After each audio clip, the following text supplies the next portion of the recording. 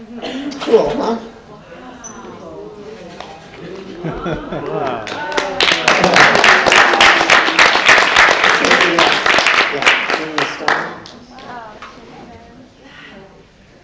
It's pretty, isn't it? Now, like I say, you can't see the symbols from where you are, even if you have good vision. But I'm going to pass out something that you can look at. But here it is. Here is your senses, right? Your conduct, how life treats you, and the answer to the question, what is mindfulness? Concentration, clarity, equanimity. Why practice mindfulness? Total human happiness. What's involved? How do you practice mindfulness? Techniques, daily cycle, yearly cycle, daily cycle, have a good time. What's the history of mindfulness? Shamanic, prehistoric shamanic origins, historic meditative traditions, present research, possibly dawn of a new age. This is the basics. What, why, where, when. Now the details. Details on what? What is concentration? Well, I've given all the lectures. I'm not going to go into it, but you know, there's what it is, what it isn't, instances, the deep view, and the taste. And the same information for sensory clarity, and the same information for equanimity. Details, notice it lines up one-to-one. Details about this, you store here. Details about this, there's the noting board. There's the focus on positive board, iconographically represented. Positive affect is smiling. Positive behavior is legs. Positive cognition is a brain. Ideal or archetype is a holy figure. Positive situation is a dawn. Similar to this, but. And then this is other, and you could do it in the visual, auditory, somatic. We don't show the do nothing board because it's nothing. And this box tells you the 4 kinds of information you can extract from these boxes. There are strategies for formal practice.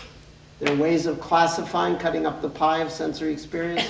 There are ways of figuring out applications for certain jobs in the world. How can I deal with this? How can I deal with that? You can formulate your strategies. That's your toolkit.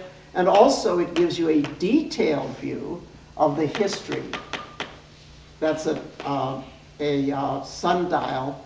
You remember that we went through this whole thing and we outlined the whole history of world contemplation based on these categories. So these are the 4 types of information you can extract from the game boards. So details about this, details about this. What up here? Details about Mr. Happy Head. Okay? What's surface happiness? Avoiding pain,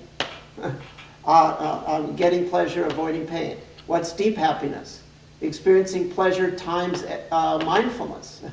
And what's, instead of avoiding pain, you can experience pain divided by mindfulness, reducing suffering. What does the mind want? It wants to shine its light on all these different problems, but what does it really want? To shine its light on the socket that it's connected to. What you think you want is to avoid don't know mind. But what you really want is to be able to experience don't know mind as an empowerment. What you think you want, which is valid, is good situations, sunny weather, not bad weather. But what you really want, because it leads to these things, is positive behavior. So if you get this for yourself, you're going to be very happy. You asked me what's the definition of enlightenment. So this is a figure with a smiley face, but the outline is very diffuse. There's no separation between inside and outside, no thingness to separate. And a consequence of that is that you want to serve.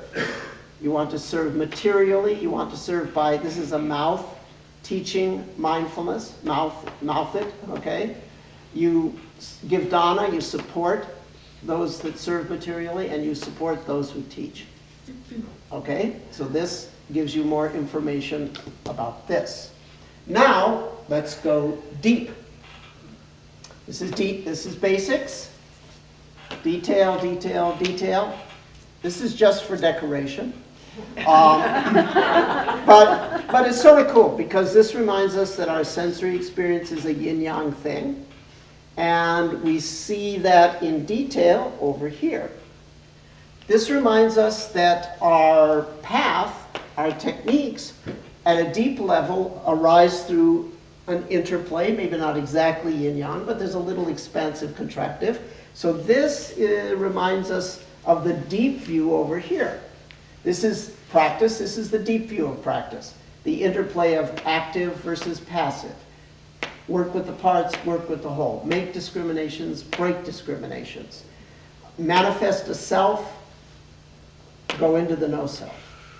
So this is the sort of the yin-yang, the inner game of practice is here, and the sort of yin-yang of sensory experience, the basic molding forces, the tug of subjective versus objective activation, the surface manifestations of expansion and contraction, the deep manifestations of expansion and contraction, and the effortless activity of time itself, rising and passing simultaneously. These are the forces, superficial and deep, that mold sensory experience. So this is the doorway to the deep view on this. This is the doorway to the deep view on this. And this is the doorway to the deep view on the universe, displayed here. The title of the universe is Omega, which is related to the cosmological constant. It's the number, it's the interplay of expansion and contraction that molds the universe as a whole. And the universe is at the finest scale, the smallest spatial scale is the Planck. And then this thing with the dot, this circumpunct, represents all the structures that arise in between the universe as a whole and the Planck scale, the cosmic space scale and the Planck spatial scale. There's all these structures that sort of seem to reflect a contractive core and an expansive cloud or something along those lines. And what are they? Galaxies, supermassive black hole, in the center, effusive cloud of stars. Suns, we talked about it, born in between the expansion of thermal photon pressure and the contraction of self-gravity. Planets, core, mantle, atmosphere interactions cause the in and out of the core and mantle cause the surface continents to flow. The rising and falling of thermal currents cause the weather to flow.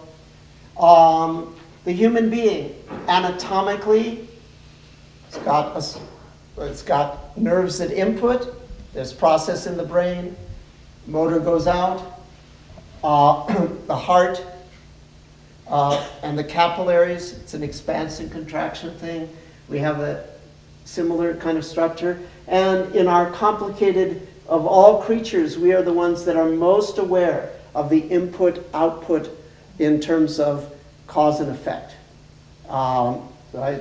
And so we live very much in that world also. The cell, I gave a whole talk about how this cell is formed by a lipid bilayer, okay, with polar ends sticking out into the watery environment on the outside and the watery environment on the inside, creating an inside-outside situation. Then macromolecules like proteins with nonpolar core and surrounded by polar atoms or polar radicals. And so what do those polar radicals do? Well, they can migrate into this membrane and start to create very complex interactions that are input-output of energy and matter and information into the cell. But same sort of deal. Contractive core surrounded by this halo, and then atoms look very much in some ways like galaxies. And at the base of it is the mathematics, the operations of mathematics, which all have the same basic structure, just different flavor. It's an intertwining of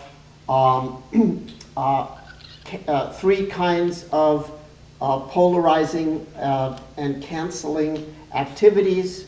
You have movement for, you have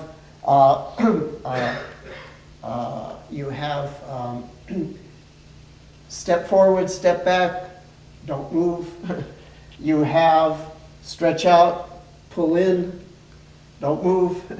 You have whirl this way, whirl that way, don't move. All the movements of the dancer are represented by the mathematics, and therefore the fact that the mathematics seems to have this polarization, cancellation type of situation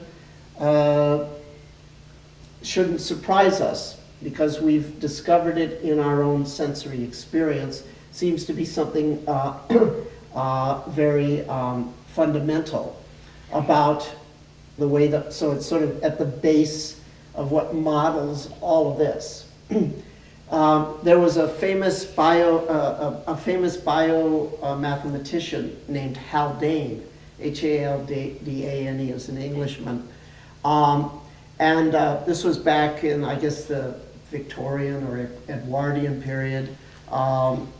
Maybe not quite that old, but back there, early 19th century, he was active. Someone once asked him, based on his study of mathematics and biology, had he been able to discern any characteristics of the creator? Could he say anything about God's personality based on his development of this field of biomathematics? And he said yes. As far as I can see, the main characteristic of God is that he has an inordinate fondness for beetles. But actually, I would paraphrase Haldane. I think God has an inordinate fondness for contrast and cancellation. That seems to be the pattern that we see very broadly. And that is everything important that I know.